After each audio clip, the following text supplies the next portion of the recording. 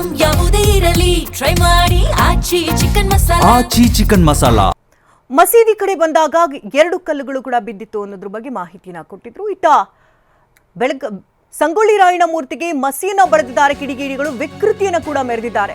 ಬೆಳಗಾವಿ ತಾಲೂಕಿನ ಮಚ್ಚಿ ಗ್ರಾಮದಲ್ಲಿ ಕಿಡಿಗೇಡಿಗಳ ಕೃತ್ಯ ಇದು. ಸಂಗೊಳ್ಳಿ ರಾಯಣ್ಣ ಮೂರ್ತಿಗೆ ಮಸಿಯನ್ನ ಬಳಿದಿದ್ದಾರೆ ಕಿಡಿಗೇಡಿಗಳು. ಸ್ಥಳದಲ್ಲಿ ಜಮಾಯಿಸಿದ್ದಾರೆ ಜನರು. ಕನ್ನಡ ಹೋರಾಟಗಾರರು ಆಕ್ರೋಶವನ್ನು ವ್ಯಕ್ತಪಡಿಸ್ತಾ ಇದ್ದಾರೆ. ಕೂಡಲೇ ಕಿಡಿಗೇಡಿಗಳನ್ನು ಬಂಧಿಸುವಂತೆ ಸ್ಥಳೀಯರು ಆಗ್ರಹಿಸ್ತಾ ಇದ್ದಾರೆ. ಬೆಳಗಾವಿ ಗ್ರಾಮಾಂತರ ಠಾಣಾ ವ್ಯಾಪ್ತಿಯಲ್ಲಿ ನಡೆದಿರುವಂತಹ ಘಟನೆ ಇದು. ಕ್ರಾಂತಿವೀರ ಸಂಗೊಳ್ಳಿ ರಾಯಣ್ಣ ಮೂರ್ತಿಗೆ ಮಸಿಯನ್ನ ಬೆಳೆದು ವಿಕೃತಿಯನ್ನ ಮೆರೆದಿದ್ದಾರೆ. ದೃಶ್ಯಗಳಲ್ಲೂ ಕೂಡ ನೀವು ಗಮನಿಸ್ತಾ ಇರಬಹುದು. ಬೆಳಗಾವಿ ತಾಲೂಕಿನ ಮಚ್ಚಿ ಗ್ರಾಮದಲ್ಲಿ ಕಿಡಿಗೇಡಿಗಳ ಹೀನ ಕೃತ್ಯ ಇದು. ಸ್ಥಳದಲ್ಲಿ ಈಗಾಗಲೇ ಕನ್ನಡ ಹೋರಾಟಗಾರರು ಹಾಗೆ ಜನರು ಕೂಡ ಜಮಾಯಿಸಿ ಆಕ್ರೋಶವನ್ನು ವ್ಯಕ್ತಪಡಿಸಿದ್ರು.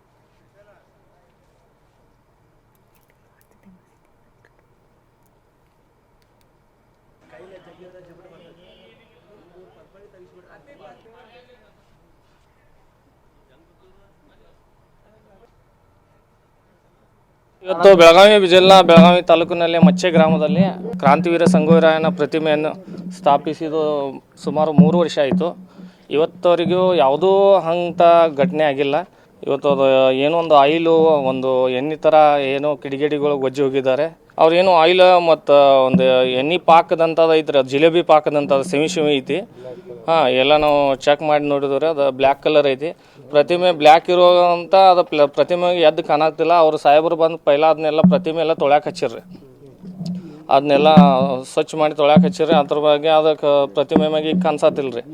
ಅದು ರೋಡ್ ಮ್ಯಾಗ ಎಲ್ಲ ಬಿದ್ದೈತ್ರಿ ಸರ್. ರೋಡ್ ಮ್ಯಾಗ ಎಲ್ಲ ಇಲ್ರಿ, ಅದು ಯಾರೋ ಮಾಡಿದಾರ ರೀ ಇವತ್ತು ಬೆಳಗಾವಿ